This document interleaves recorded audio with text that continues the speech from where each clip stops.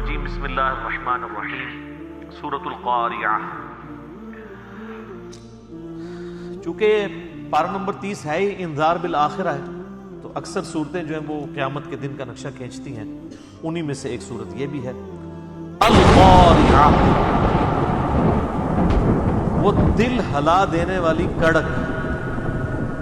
یہ قاریہ یعنی عربی زبان کے اندر کوئی شخص اگر آگے کسی کے دروازے کو زور سے پیٹنا شروع کر دے نا، متنبہ کرنے کے لیے، ظاہر ہے اگر کوئی زور سے پیٹ رہا ہے تو مراد یہ ہے کہ کوئی آفت آ رہی ہے، تو اس کے لیے القاریہ کا لفظ استعمال ہوتا ہے۔ تو یہ ہے القاریہ، وہ بڑی کھڑکھڑانے والی۔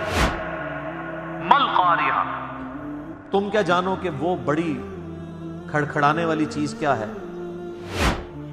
وما ادراک ما القاریہ، تمہیں کیا معلوم کہ وہ قاریہ کیا ہے؟ یوم یکون الناس کالفراش المبثوث، وہ دن، قیامت کا دن ایسا ہوگا جس دن لوگ بکھرے ہوں گے پروانوں کی طرح۔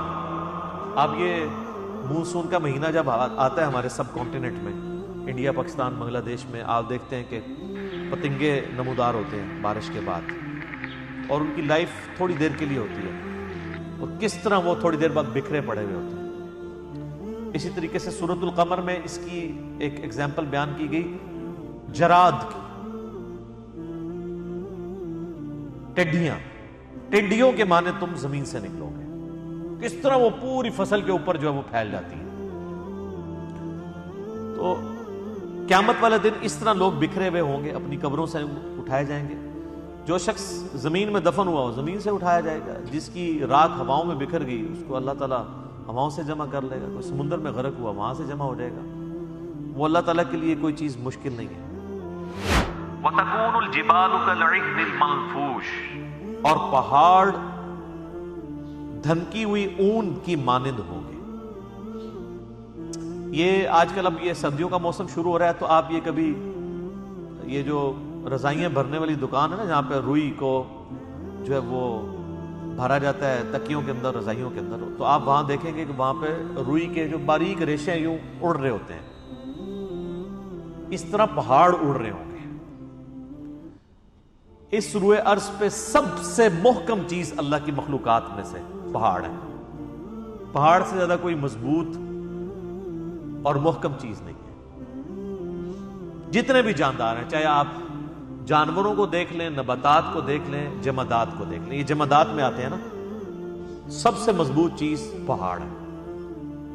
کتنے بڑے بڑے پہاڑ ہیں، کلومیٹرز پہ پھیلے ہوئے، کتنی مضبوطی ہے ان کے اندر۔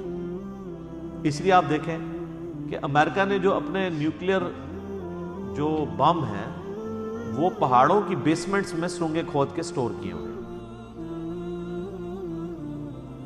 یعنی اگر اٹامک حملہ بھی ہو جائے نا تو پہاڑ اتنی مضبوط چیز ہے کہ وہ جھیل سکتا ہے اسے، جو پتھروں کے پہاڑ، اور وہ بھی قیامت والے دن اس طرح اڑ رہے ہوں گے جیسے جو روئی کے ریشے اڑ رہے ہوتے ہیں، یعنی ان کی بھی کوئی اوقات نہیں ہوگی، گریویٹیشنل فورس ڈسٹرب ہو جائے گی ظاہر اللہ تعالیٰ کی طرف سے، اور جمع الشمس والقمر، سورج اور چاند ملا دیے جائیں گے، ہر چیز تل پٹ ہو جائے گی۔ اللہم اجرنا من النار، آمین۔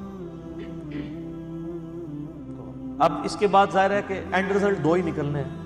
ایک وہ لوگ ہیں جو دنیا میں انبیاء کی پیروی کرتے رہے، اللہ کی کتابوں کے پیچھے چلتے رہے، اور دوسرے انبیاء کی مخالفت میں زندگی گزارتے رہے۔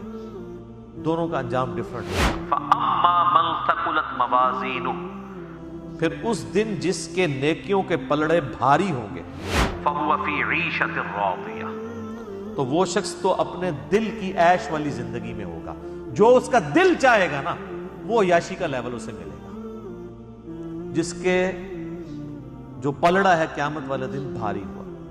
اب اس کے دو معنی ہو سکتے ہیں، ایک تو یہ کہ نیکیاں اور برائیاں تولی گئیں اور نیکیوں کا پلڑا وزنی ہو گیا، جیسے ہمارا وہ ایک بیلنس استعمال ہوتا ہے نا، ترازو، ایک طرف یعنی اس کے لیے ریفرنس ویٹ رکھا جاتا ہے، دوسری طرف چیز رکھی جاتی ہے، تو ایک پلڑے کے اندر نیکی رکھی جائے گی، ایک میں برائی، جس کی نیکی جو ہے وہ وزنی ہوگی وہ عیاشی کی زندگی میں ہوگا، فی عیشت راضیہ، عیش کی زندگی.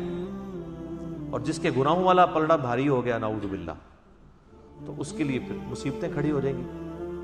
اور دوسرا، اب یہاں پہ نیکیوں اور برائیوں کا ذکر نہیں آیا، صرف یہ ہے کہ جس کے وزن بھاری ہو گئے، تو اس میں امپلائڈ ہے کہ نیکیوں کا وزن. یا یہ بھی ہو سکتا ہے جس طرح ہماری دنیا میں بھی ایک سپرنگ بیلنس بھی یوز ہوتا ہے، جس میں آپ کو ریفرنس نہیں لیتے بلکہ صرف چیز کو ہی تولا جاتا ہے.